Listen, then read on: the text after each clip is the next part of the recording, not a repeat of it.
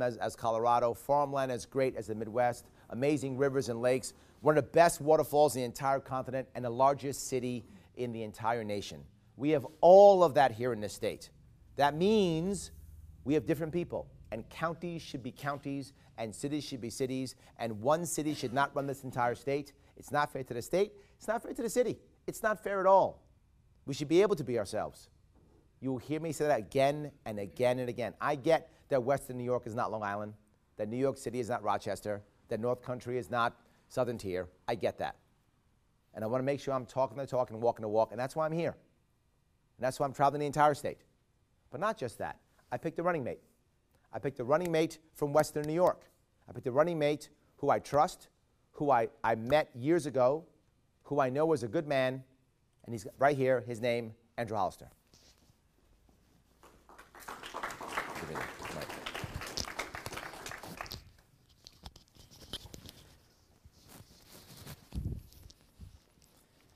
Hey guys, how's it going? Want to tell you guys a little bit about me and my story and why I'm doing this. My story and Larry's story are very similar in that I don't want to leave New York State. But before I talk about that, I'll tell you a little bit about me. I was born and raised in Rochester. I still live there today. Upstate is my home. I grew up hunting in the Southern Tier, grew up hiking in the Adirondacks, going to Naples Grape Festival, going to the different apple cider festivals. This is my home. This is where I grew up, and I don't want to live anywhere else. I graduated from a city school district, Rochester City School District. Don't hold it against me. I know, it's pretty bad over there. We literally had a congressperson say they wouldn't drive through my neighborhood without a bulletproof vehicle. That's where I grew up. It made national news. It was awesome. When I grew up, I knew I loved to help people, and a way I did that is I started my business. So I am a small business owner. I employ 8 people now, and they're all local. We're dedicated to keeping everything local, everything here in New York, because I believe in supporting the people here in New York. But that wasn't enough. So as some time went on, I became a volunteer first responder. And I did that for a few years to give back to people, to help. The only reason I stopped doing that is in medical specifically, I was an EMT. If you're not doing a lot of hours, you can start to lose it. And I didn't feel comfortable doing patient care if I wasn't doing enough hours. So I stepped away from that to basically make sure that patients were getting the best possible care they could. Well, a few years ago, things changed for me in my life. I got married. And I started planning for children, started planning to raise my family. And you know what family members and coworkers and friends, they all said the same thing. Said, if you're planning for a family, are you leaving New York? You're going to leave, right? That's almost like on cue, like everybody's been practicing this. You know, oh yeah, we're thinking about kids. Oh, you're leaving then, right? You're going to go to the Carolinas, you're going to go to Tennessee, you're going to go, here or there. Or some people would be like, oh, please don't leave. Is this assumed thing. And so I started to realize that the reason that is because right now we're ranked 37th in the nation for education. We're ranked 50th for freedom in the nation, 40th for our business environment. And we trade on and off for the top for taxes. We're winning all of the wrong races here in New York. We're getting all the bad prizes. That's why when you go to start a family in New York, people just assume you're ready to leave. And it's not just families. Larry talked about, we lose 100,000 New Yorkers every year. You know who else we're losing a ton of? Youth. They get a good college education. Our K through 12 is ranked 37th in the nation. Our schools, way better. Our higher education, our colleges, we're ranked 14th, so way above average. Kids come here, they get a good college education. They can't find a local job to pay back their debt. They can't afford to stay with family anymore. The taxes are too high. The opportunity is too low. You lose too much in your paycheck. Those student loans are huge. They have to go somewhere else. They have no choice. Do they bring their family back? Maybe, maybe not. So as I looked at this, my wife literally started looking at homes in South Carolina. She did that. She found some really nice houses down there, way nicer than anything we could ever afford up here. Taxes way cheaper. Like, I'd have to get like an outhouse up here to get the taxes that they have in South Carolina. I mean, it's crazy. And then, you know, it hit me.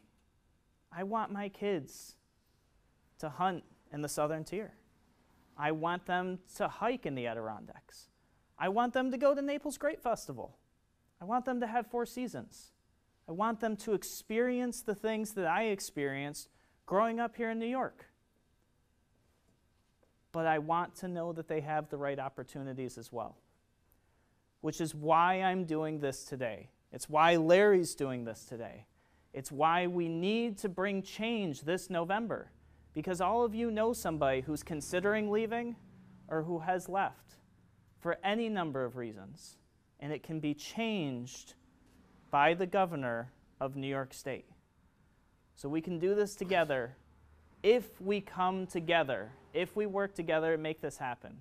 We've got, I think it's 28 days left until the election, 28 days to share it with your friends, share it with your family, share the ideas that Larry and I are going to talk about to let them know that there is hope for New York. Because I'll tell you what doesn't move people. What doesn't move people is fear. Fear moves people, but not anywhere like hope does. People get scared, they'll stay at home. Maybe they'll come out to vote, maybe. But what motivates people to vote, what motivates them to get off the couch is hope. We saw this in the 2016 election. Trump gave the right hope. Bernie gave the left hope.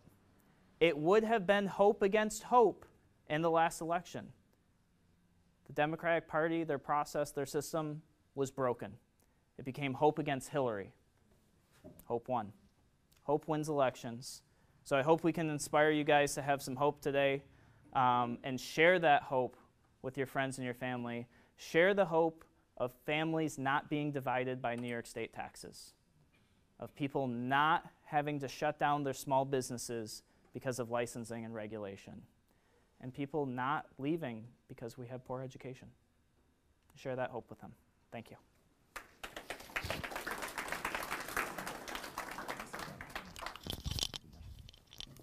So I want to let you know I have no rules. If you want to ask me a question, if you want to make a comment, you want to insult me, it doesn't matter. You do whatever you like. It's all good.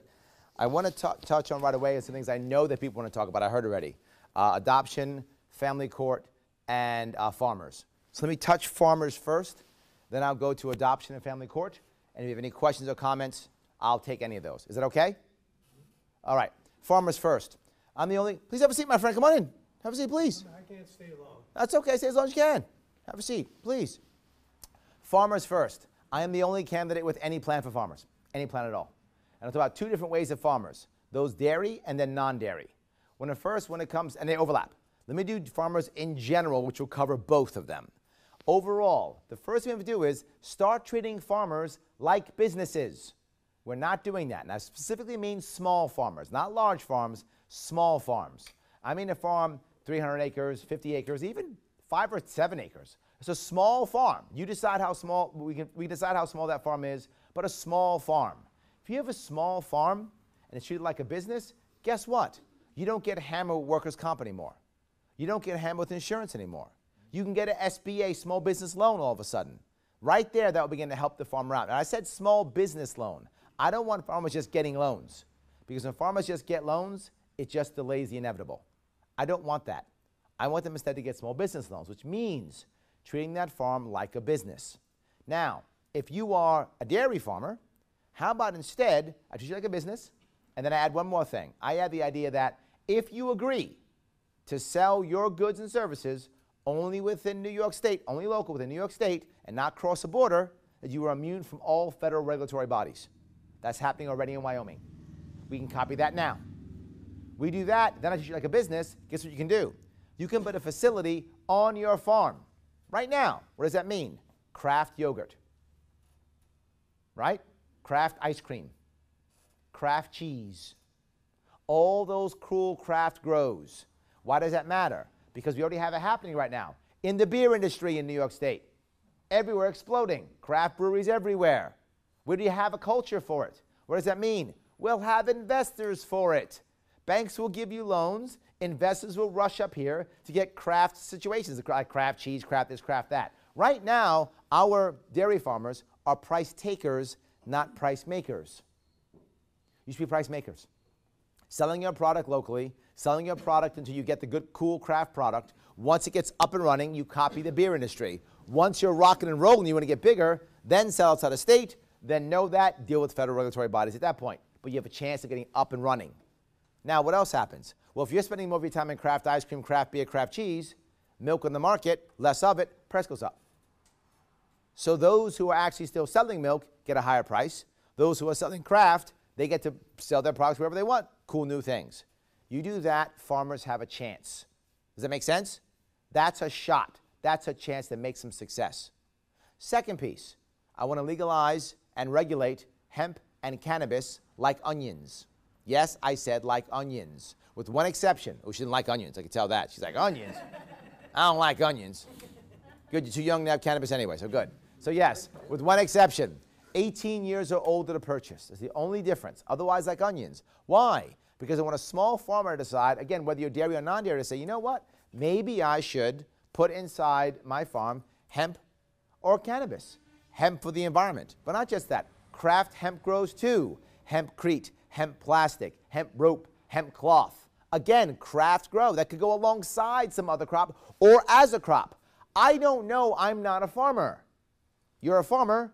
You know. You will decide what's right for your farm. Should you add it or not? Or cannabis. Cannabis now for sleeping. Cannabis for people who are going through cancer. Cannabis for people who want to do whatever. I don't care. Enjoy. Make a craft cannabis grow. That's awesome too. Will that work? Yes, the brewery industry is showing this already. But Larry, don't we want to regulate it heavily? We do that, here's what I guarantee you. Big business wins, small business loses. We see it already, California, Colorado. We see it already, Washington already. Yes, you want to give a farmer a chance? Let the farmer compete on a level playing field. Go ahead. You haven't talked about illegal immigration yet. Sure. I'm against it. Sure. Illegal means illegal. It does. But the farmers here in the farm country, they need to have the people here to harvest their crops. Yes. And a lot of them are illegal. Yes. And how do you propose that we still get them? Mm-hmm. I mean, the red tape for them to get in is probably Yep. ludicrous.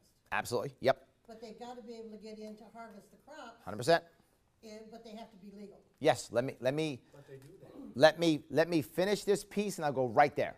Is that okay? I promise I'll go right there. All right. Then I'll do that. Then I'll go to family court after. Let me do this, then that, then family court. So this is my concept of trying to help farmers. Right now you might say, but Larry, I can see a hole in this, or this isn't perfect, or this. You're right. My plans are not perfect. They're good, and if I make a mistake, help me to make it better. If you take my plan and measure it against perfection, I lose every time. But if you measure my plan against the status quo, boy, do I win. Because here's the Democrat way, their plan for helping farmers. Finished. Here's the Republican way of helping farmers. Finished. Nothing. They have nothing. They have zero for you. They will do absolutely nothing for you. They will simply watch you collapse as you've been collapsing for decades. That's all they'll do. Nothing. I'm here saying I had a plan. If my plan's wrong, help me out. We'll fix it. I'm in. I'm in to make a change. Here's what I know. I'm going to give you the best chance of having success.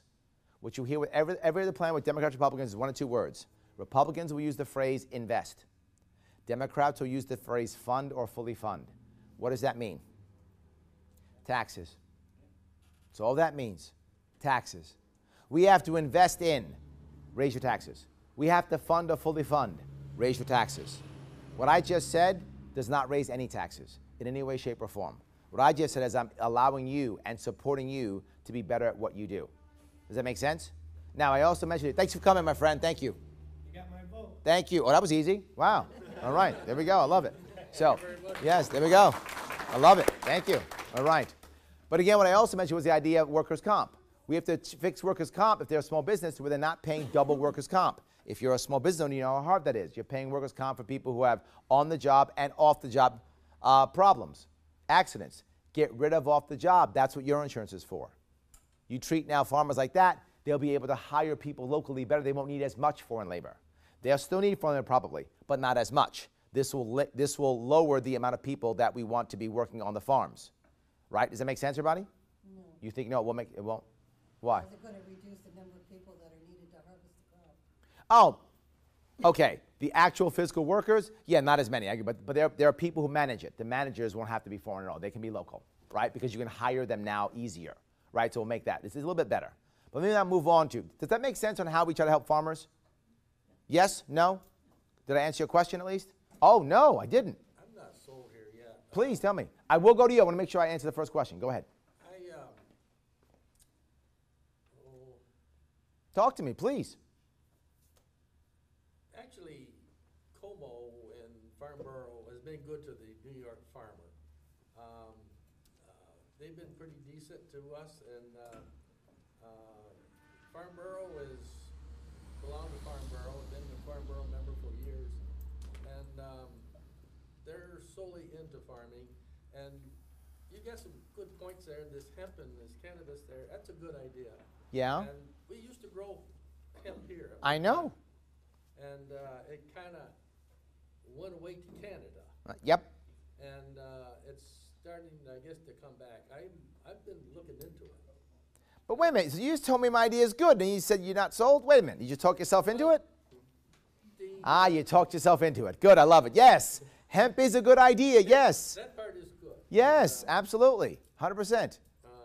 Hemp is good for the environment. Hemp is good for the farmland. Hemp is good, good, good. Absolutely. I agree.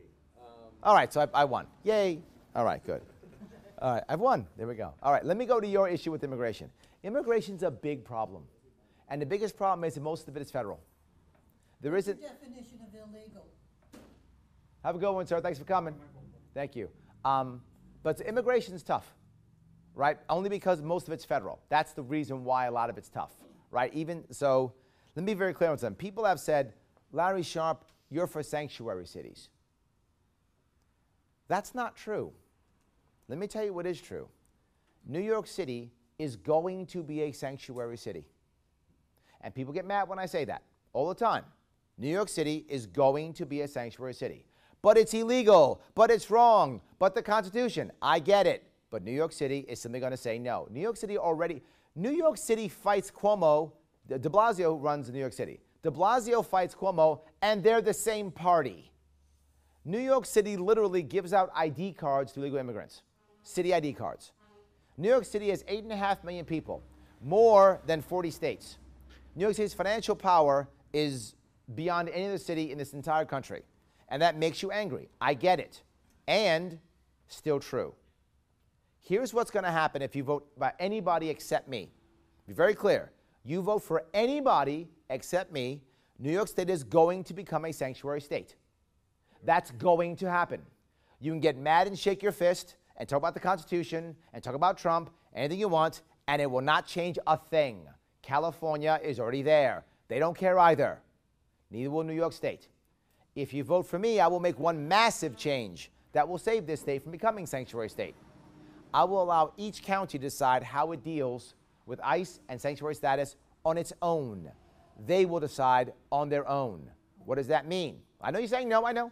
Here's your other option, sanctuary state. If I allow on their own, here's what will happen. You have counties like Suffolk County who have trouble with MS-13 and gangs. They have trouble. What will they do? They will fund ICE.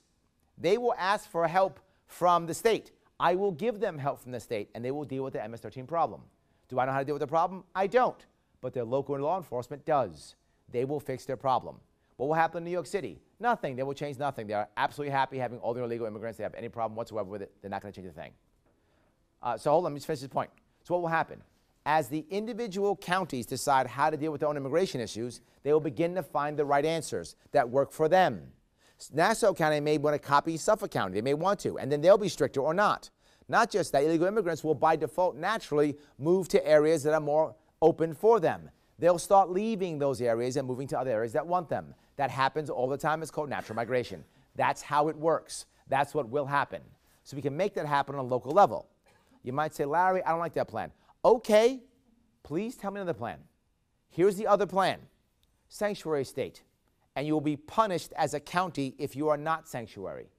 I'm the only one talking about letting counties do what they want and getting rid of unfunded mandates so you don't have to pay for other counties. I'm the only one saying you don't have to pay for the counties.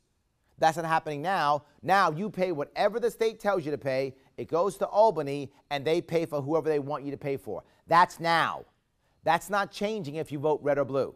That changes if you vote gold. It's not perfect. You're right, and it sounds bad. I get it.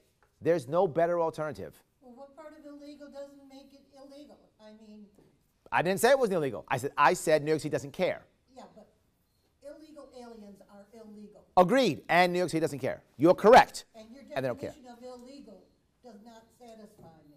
I understand. You doesn't understand. It doesn't satisfy. There's 8.5 million people in New York City who don't care what you think. And we have two choices. They can run this entire state, or I can isolate them in New York City. Well, Those are two choices. Run the whole state now. I'm trying to stop that. That's why I'm here. That's why I'm here. I'm trying to stop that. I've said more than once, and I'll say it again. Localization is the answer. One city should not run the entire state. It's not fair to the state nor to the city. You should be able to do what you feel is right in your local community. I should do what's right in my local community. That's how it should work. That's why everything from Westchester County down should be separated from the rest of the state. Well, here's what's funny. If you could do what you wanted and they wouldn't control the rest of the state, you wouldn't care. Because they definitely don't care about us upstate. You are correct. You are correct. Yes. So if they're not running the state, you wouldn't care. And how do we fix that? Through localization. Ending unfunded mandates so you're not paying for anybody except yourself. Making sure your taxes stay in your community. That's what I want. Less money going to Albany, more money staying in your community. Yes, you are correct. If that was happening, you wouldn't care. You'd say, great, people in Queens, do what you want. Not my county, enjoy. Which is what I want you doing. Because I want people in Queens going, great, do what you want to do upstate. Go ahead, enjoy. That's what I want. That's the entire point. That's what this country was built upon. That's what I'm trying to affect. Now, I know that wasn't the best answer. I'm sorry. If it makes you upset, I'm sorry. It doesn't make me upset, it just doesn't pacify me either. Yes, I've heard that more than once. It's the best I can give you. I don't want to do what the Republicans are doing right now. The Republicans are doing this. We're against sanctuary cities. We're going to stop it. We're against illegal immigration, and do nothing. And they've done nothing for 20 years. They shake their fist and say they'll do something, and they're with you, and I'm for you, and I hate sanctuary cities, and do nothing. That's your choice. Feel righteous, vote red, feel righteous, and nothing happens, and you can feel righteous while you're packing your bags and moving to Arizona. That's your option. That's a choice for you if you want to do it. You will feel righteous, shake your fist, feel righteous. I got it, I voted red. Nothing will change, as hasn't changed in 16 years, and you move to Arizona. I would rather you stay here. And if I can make your county better, I hope you'll stay here. I'm not going to change New York City. That's not going to happen. And that makes people unhappy. I know, not going to happen. But what I can do is make sure New York City doesn't control your county. That I can do. That I can promise you. The rest I can't. Go ahead. Larry, okay, so you're in favor of letting New York City do what it wants. I got a real problem with the state issuing driver's licenses to the illegals. That's not going to happen as I'm a governor. Legitimizing them. That will not happen. The governor also Yep. free college education. Will not happen when I'm governor. Will not happen when I'm governor. Will not happen. Will not happen. Will not happen. Well, welfare is tough because that's federal. So it's hard for me to stop that. What I can do instead, though, is stop the counties for spending, having to pay for Medicaid.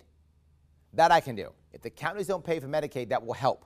But that's federal. That I can't stop. The welfare issue is hard for me to stop. But driver's licenses will not happen.